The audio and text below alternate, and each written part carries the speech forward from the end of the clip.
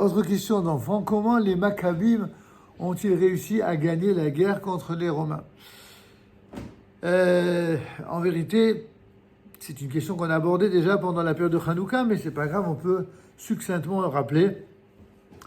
Les Maccabim, c'était d'abord des gens de Torah, des hommes de Torah. Trop souvent, beaucoup de gens l'oublient. C'était des hommes authentiques de Torah. À cette époque-là, il ne serait jamais venu à l'idée de ces gens-là de dire « Ah, on étudie la Torah, donc on ne prend pas les armes. » De tout temps, ceux qui étaient les premiers à prendre les armes, c'était précisément les gens de Torah. Et Baruch Hashem, aujourd'hui encore, de plus en plus de gens de Torah, ça a commencé déjà depuis plus de 50 ans, certains se sont réveillés plus tard, mais ça fait plus de 50 ans que le fleuron de l'armée d'Israël, c'est des gens de Torah, c'est même ce qui agace certains. Vous voudrais bien imaginer que ceux qui se battent soient juste des gens qui se battent avec un esprit qui est l'esprit d'un État laïque comme les autres. Mais l'État d'Israël ne peut pas être un État laïque comme les autres, même si c'est un État qui ne fait pas encore tout selon la halakha, comme cela sera certainement le cas lorsque le Mashiach sera là. Il n'en reste pas moins vrai qu'il ne peut pas avoir la bracha dans un État juif, dans une terre d'Israël, si la halakha n'est pas présente, si la Torah n'est pas présente, si la Emouna n'est pas présente. Or, c'est exactement ce qui a valu la victoire des Maccabim. Aujourd'hui, certains qui sont ignorants de l'histoire réelle de ce qui s'est passé, quand ils entendent le mot Maccabi, à quoi ils pensent? Ils pensent aux Maccabiades, à des exploits sportifs. Ils pensent au Maccabi de Tel Aviv, à une équipe je crois, de basket, etc. Ils pensent que Maccabi, c'est uniquement un exploit physique et sportif. Ils oublient juste que ce mot qu'ils utilisent, Maccabi, c'est l'acrostiche.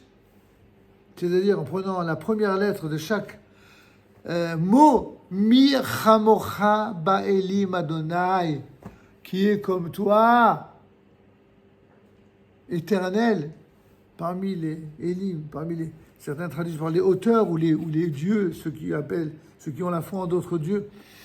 Mi Chamocha Ba'elim Adonai, Maccabi, c'est ça. En vérité, les Maccabim, c'était des gens de Torah, c'était des Kohanim, c'était des gens qui étaient exemplaires, qui aimaient leur peuple et qui aimaient leur terre. Et à l'époque, il y avait des gens qui disaient exactement ce qu'on entend aujourd'hui dans certaines presses juives et non juives. Que ceux qui se battent pour la terre d'Israël, ce sont des extrémistes messianistes. C'est comme ça qu'on les présente. Ils ne savent plus comment inventer des nouveaux mots pour isoler, pour diaboliser, pour marginaliser.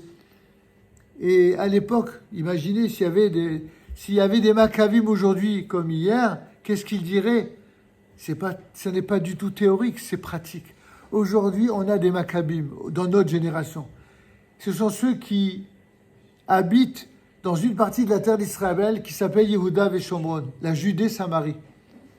Or, tous les antisémites de la terre, ils osent avoir cette arrogance de dire que le territoire de Judée n'a rien à voir avec les Juifs. Il faut être vraiment au comble de la stupidité et de l'arrogance pour dire que la Judée et les Juifs, ça n'a aucun rapport. Imaginez, c'est pas possible. Même un enfant, il comprend que Judée, ça vient de Yehuda, de Yehudi, ça vient de Juif, rien que dans le nom. Et même le mot Palestine qui avait été naguère inventé par les Romains, ils l'ont inventé dans le but justement de réécrire l'histoire et de donner, n'est-ce pas,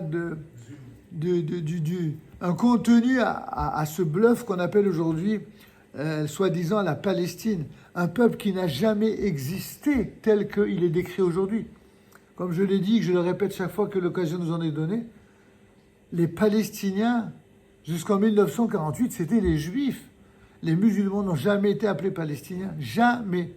Mais peu importe, la propagande, toujours la propagande pour faire croire le contraire. Donc il faut se battre. C'est pour ça qu'il faut faire la guerre. C'est pour ça qu'il faut continuer à se battre. Et c'est aussi pour cela, d'ailleurs, que, évidemment, quand je dis qu'il faut faire la guerre, je ne parle pas de la guerre, ici c'est une guerre idéologique. Mais en Israël, ce n'est pas une guerre qu'idéologique, c'est aussi une guerre avec les armes. Parce que là-bas, sur le terrain, eh bien, ceux qui se battent, ils ne se battent pas que pour eux, ils se battent pour nous. Et quand je dis pour nous, je ne parle même pas que pour les Juifs, même pour les non-Juifs. tous les non-juifs qui assistent aujourd'hui au combat d'Israël et qui comprennent l'enjeu savent que les combats qu'ils mènent là-bas, ça permettra à tous les peuples de la terre de rester maîtres de leur destin chez eux. La France, par exemple, c'est un grand pays, un très grand pays que nous aimons beaucoup, surtout pour ceux qui sont nés ici.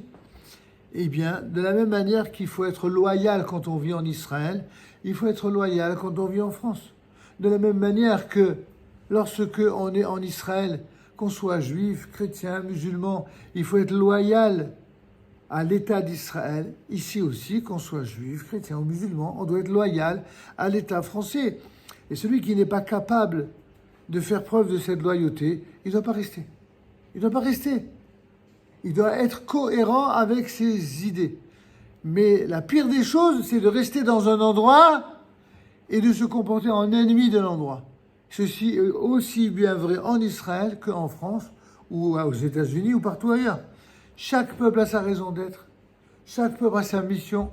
Et la mission et la raison d'être du peuple d'Israël, c'est d'être un véritable baromètre de la moralité, de la droiture, de l'intégrité et du combat contre le mal. Et c'est pour ça, pour répondre à ta question, la première question que tu posais, c'est pour ça qu'on doit mener des guerres. Et c'est ce qu'ont compris les Maccabim, et c'est pour ça qu'ils se sont battus. Ils étaient en minorité, ils étaient traités d'extrémistes, mais ils s'en fichaient pas mal.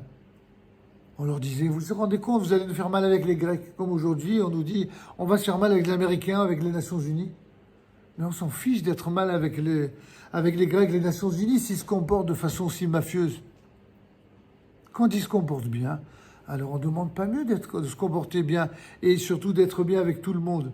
Mais Israël, c'est lui qui doit donner l'exemple de la moralité, y compris dans le combat. Et ce que l'on demande à Israël n'est demandé à aucun pays de la terre. Tu as compris? Donc les Maccabim, pourquoi ils ont réussi leur combat? Parce qu'ils se battaient pour ce qui était juste et qui plaisait à Kadosh Baruch Hu, à Dieu. C'est pour ça que bien que minoritaires, ils ont gagné les combats. Tu as compris?